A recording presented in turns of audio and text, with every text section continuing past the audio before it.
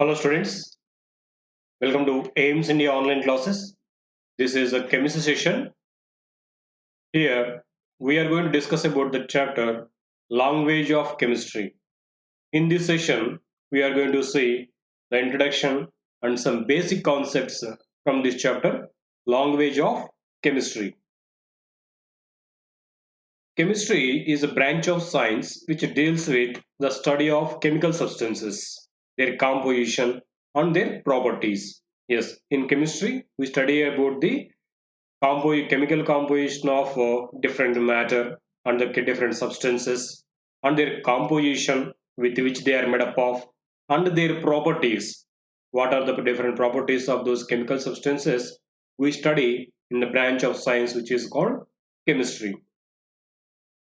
To make it easy and a systematic study of the subject, chemistry subject is divided into various branches.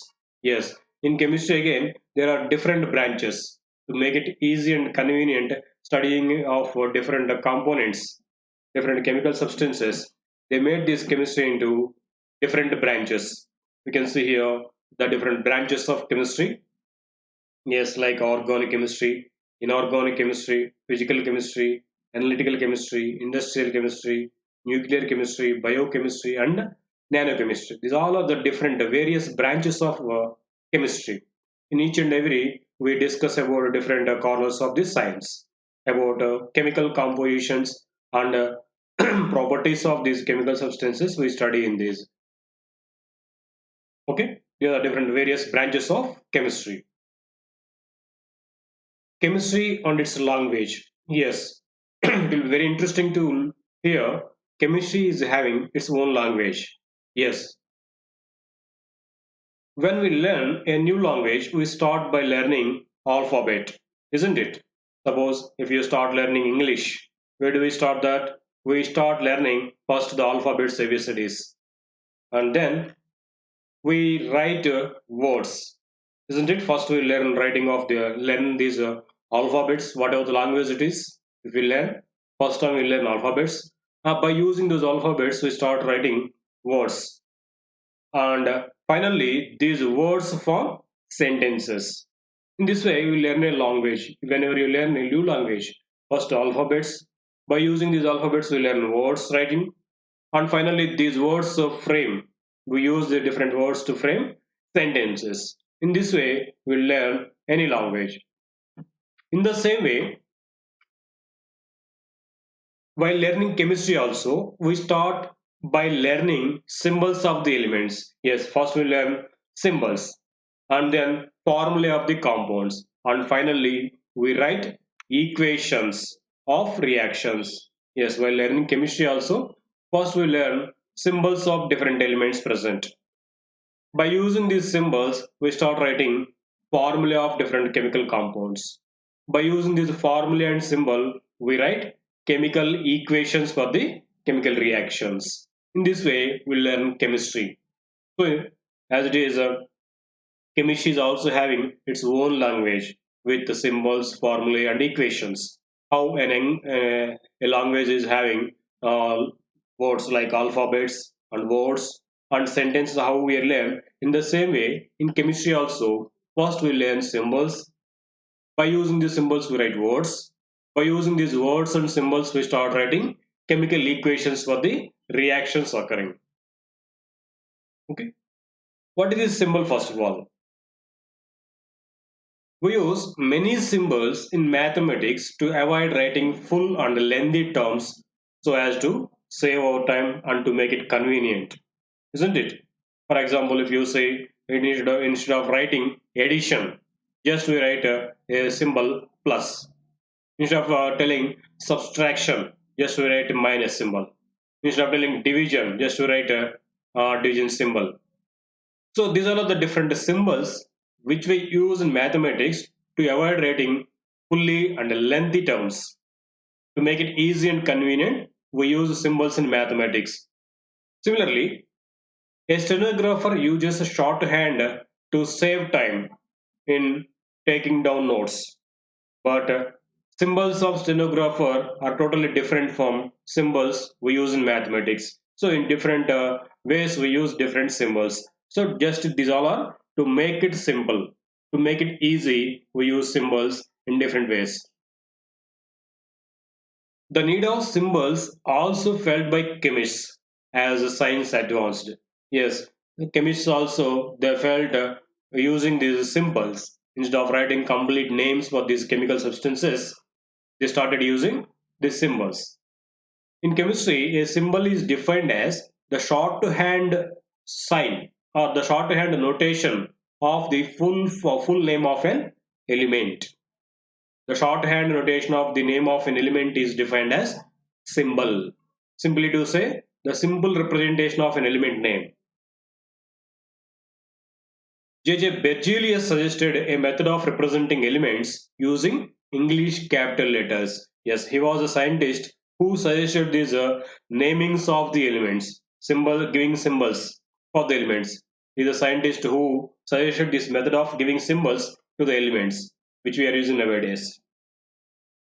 Each element has an unique symbol assigned to it. Yes, each and every element is having its own symbol.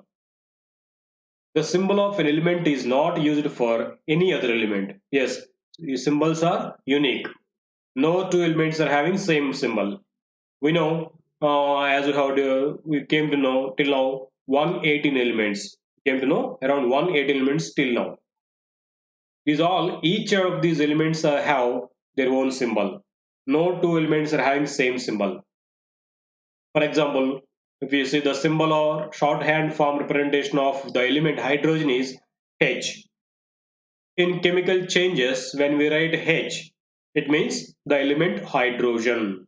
So instead of writing complete name hydrogen in chemical reactions and words, in writing the formula, just we write H. This H represents the element hydrogen. The symbol or a short form representation of the element oxygen is O. In chemical changes, when we write O, it means the element is oxygen. Yes, the element oxygen is given the symbol O. Here, in chemical reactions or formulae, when you write O, that represents the element oxygen. Okay, next. Some elements are having their symbols from their Latin names. For example, element sodium has its symbol as Na because the Latin name of sodium is natrium. Generally, as per Berzelius suggestions, the symbols are taken from the starting letter of the element. The first letter of an element's name is taken as a symbol for the element. If this first letter is already existing as symbol for some other element, then along with the first letter, second prominent letter also taken into the symbol. For example, if you say hydrogen, the first letter of hydrogen name is H. So its symbol is taken as H. But if you see helium, helium also having the first letter as H. But H is already taken as symbol for hydrogen. Then along with the H, second prominent letter E also taken into symbol for helium. So it became He as symbol for helium. And for some elements, the symbols are derived from their Latin names. For example, if you see sodium, its Latin name is natrium. So in this, the starting letter is N, but this N is already it is a symbol for some other element nitrogen. So along with the first letter N, second prominent letter A also taken into the symbol. Now the symbol of sodium becomes Na. So it is taken from its Latin name natrium. Okay. So we have to know this point here. Actually, we are telling these symbols were suggested by Berzelius, and by giving some rules and regulations to write the symbol, he has given these symbols. But before this Berzelius method, so different scientists they have proposed many systems to represent the elements. For example, Dalton, one of them, Dalton proposed some symbols for the elements by using circles and plus or say minus or dots symbols inside the circle. These all suggestions were given by Dalton. But It became difficult to remember those symbols as number of elements are increased. At the starting, as there were few elements, they have remembered those. But as number of elements being increased, the remembrance of those symbols became difficult. So now we are following this easy and convenient method proposed by Berzelius. But before that, there were some. Next, atomicity of the elements. Atomicity. The number of atoms present in one molecule of an element is called its atomicity. That means the number of atoms present in one molecule of an element is called its atomicity. Based on the atomicity, the elements can be classified into different types. Means based upon the number of atoms present in one molecule, atomicity is given for that element. So based upon the atomicity, elements are classified into different types. Let us see one by one those. First one is monoatomic elements. It means the elements with only one atom in their molecules are called monoatomic elements. So the elements which are having only one atom in their molecule are called monoatomic elements. Here we know what does mean mono. Mono means single. Monoatomic means single atomic elements.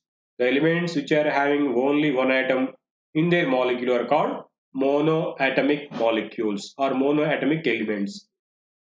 For example, noble gases like neon and metals like copper, silver, etc.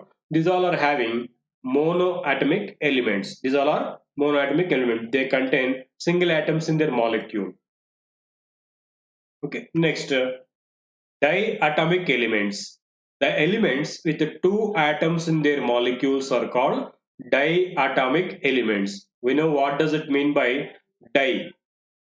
Di represents here two. So the elements which are having two atoms in their molecules are called as diatomic elements. For example, you see hydrogen, oxygen, chlorine. These all are elements which are having two atoms in their molecules each. See here, hydrogen molecule has two atoms in its molecule. Element oxygen is also having two atoms in its molecules, even chlorine also. So in this way, the elements which are having two atoms in their molecules are considered as diatomic elements. One more classification, triatomic elements. So we can say the elements with the three atoms in their molecules are called triatomic elements. We know here what does it mean tri. Tri represents three. So the elements in which there are three atoms in each molecule are considered as triatomic elements. Example it is shown here O3. What it is called? Ozone. Ozone, it is an element which is having three atoms in each molecule. Okay, it is called triatomic element. Next, polyatomic elements. Generally, the elements with the two or more than two atoms in their molecules are called tri or polyatomic elements. Poly represents many. So the elements which are having more than two atoms in their molecules are considered as polyatomic elements. Example, phosphorus, sulfur. These all are polyatomic. For example, if you see phosphorus, it has four atoms in each molecule. So it is one of the polyatomic element. If we see next one, sulfur, it is having 8 atoms in its molecule. So it is also polyatomic. To say exact number, phosphorus is considered as a tetraatomic element. Tetra represents 4 atoms. In each molecule of phosphorus, there are 4 atoms. So it comes under tetraatomic element. What about sulfur? If you observe here, there are 8 atoms in the molecule of sulfur. So we can say sulfur is a octaatomic element.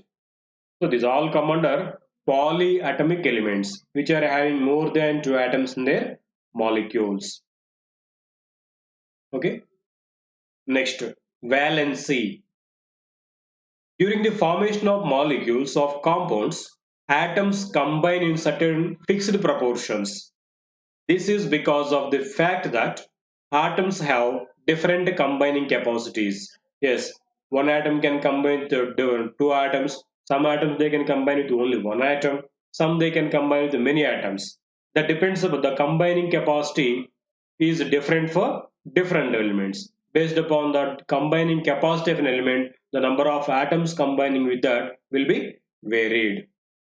Okay, this combining capacity of an element is called its valency. The combining capacity of an element called its valency. Actually, the valency is measured in terms of hydrogen atoms or oxygen atoms. The valency of hydrogen is taken as 1 and it is selected as the standard of valencies. Yes, generally the valency of hydrogen is taken as 1 and this valency of hydrogen is taken standard and the valencies of remaining elements are calculated or assumed. How it is, let us see.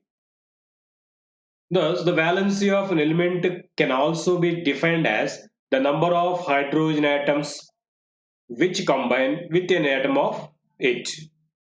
So the number of hydrogen atoms combining with one atom of an element is taken as its valency.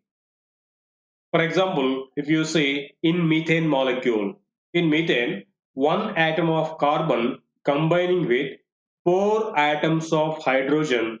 So the valency of carbon is 4.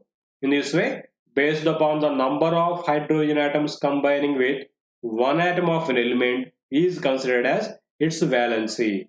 For example, in the methane molecule, each carbon atom is combining with four hydrogen atoms. So the number 4 is considered as the valency of carbon. See here, in methane molecule, each carbon is combined with four hydrogens. So 4 is taken as its valency of carbon. Okay.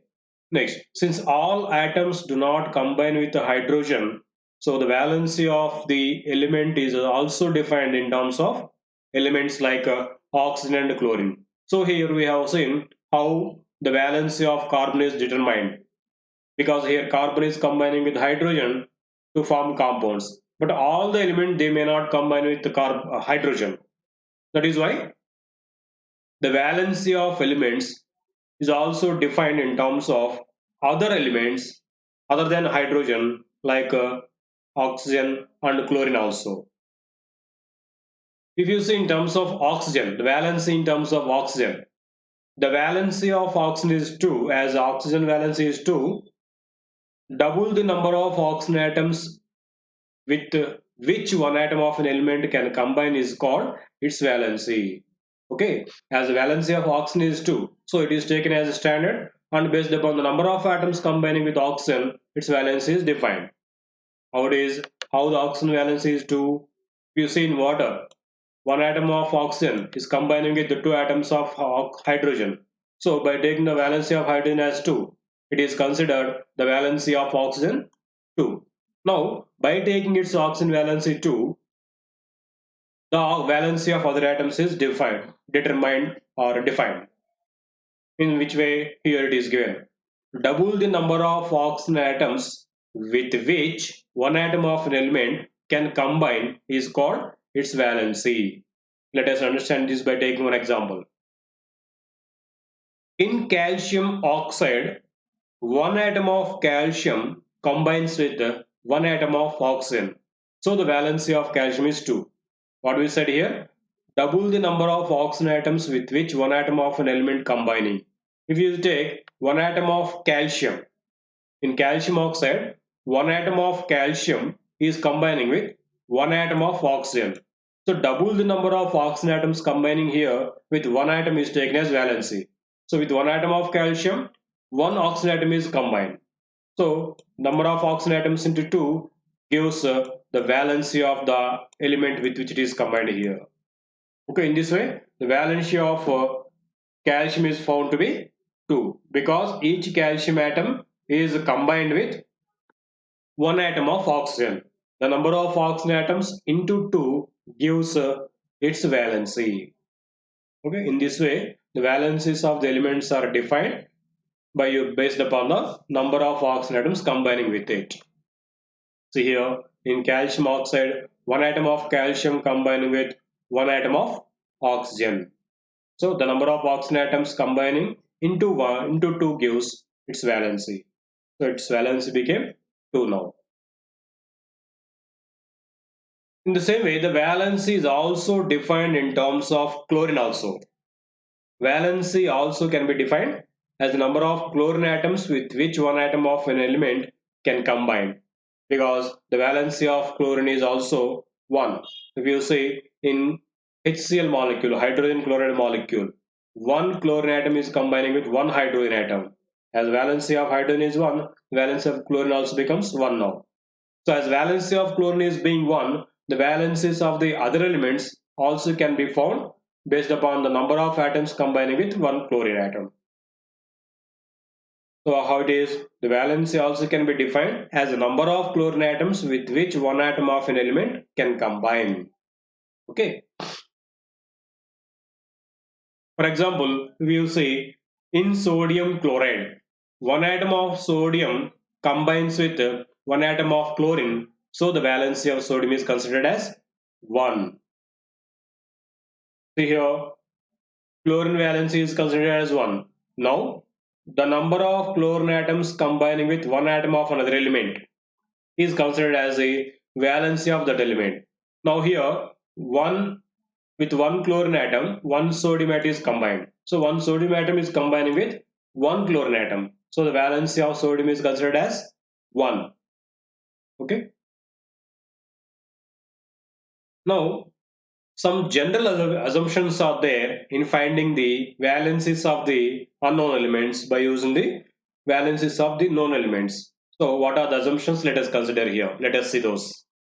First one is the valency of hydrogen and all metals is considered positive. Generally, the valencies of the metals and hydrogen are considered as positive valencies, and the valencies of all non-metals are generally considered as negative. Of course, even hydrogen is also one of the non-metal, but its valency is generally considered as positive along with the metals. Valencies of remaining non-metals are considered as negative.